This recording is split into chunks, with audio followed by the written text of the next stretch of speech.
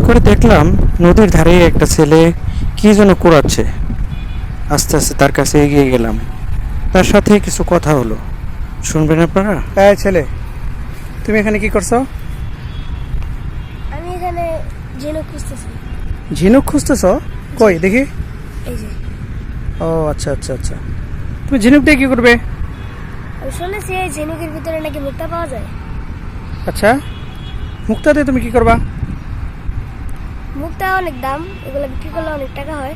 মুক্তা অনেক দাম, এগুলো বিক্রি করলে অনেক টাকা পাওয়া যায়, জি এই জন্য তুমি ঝিনুক সংগ্রহ করতেছো। জি। আচ্ছা, তোমার হাতে কি এটা? আমার ফোন। তোমার ফোন? জি। তুমি মোবাইল নিয়ে এখানে কেন আসছো? আমার মোবাইল নিয়ে আমি আসছি, আপনার কি সমস্যা? আরে বাবা, রাগ করছো কেন? আমার তো কোনো সমস্যা না। তুমি যে এখানে মোবাইল নিয়ে আসছো নিরিবিলি একটা জায়গায়, দেখো আশেপাশে কোনো মানুষজন নাই, একদম নিরিবিলি একটা জায়গা। এই যে দেখেন বন্ধুরা, আশেপাশে কোনো মানুষজন নাই, একদম ফাঁকা একটা এলাকা। এই ছেলেটা এখানে মোবাইল নিয়ে বসে বসে কী করতেছে? ঝিনুক খুঁজতেছে। কেন কেন বাবা? ঝিনুকের ভিতরে তুমি মুক্তা পাবা, জি আর মুক্তা বেচে অনেক টাকা।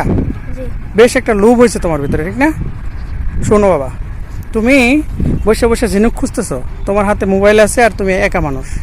হঠাৎ করে কোনো দুষ্কৃতিকারী যদি এখানে আসে, যদি তোমার হাত থেকে মোবাইলটা নিয়ে যায়, তাহলে তোমার এক ক্ষতি। আর যদি সুযোগ পায় তোমারই ধরে নিয়ে যায়, তারপরে যায় তোমার বাবা মারে ফোন দেয়, যে এই ঘটনাগুলো বর্তমান সময় বেশি ঘটতেছে।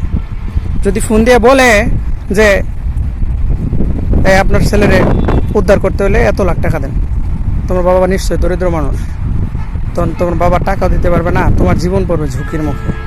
তাহলে তো তুমি অনেক বড় লোভ করছো, জানো না? লোভে পাপ, পাপে মৃত্যু। আপনি ঠিকই বলেছেন। লোভে পাপ, পাপে মৃত্যু, মৃত্যুতে মিলাদ, মিলাদে মিষ্টি, মিষ্টিতে ডায়াবেটিস, ডায়াবেটিসে আবার মৃত্যু। তাই? মাশাআল্লাহ, সুন্দর একটা কথা শোনা যায়। তাহলে কি তুমি ভুল করছো একা এখানে এসে? হ্যাঁ, ভুল করছো।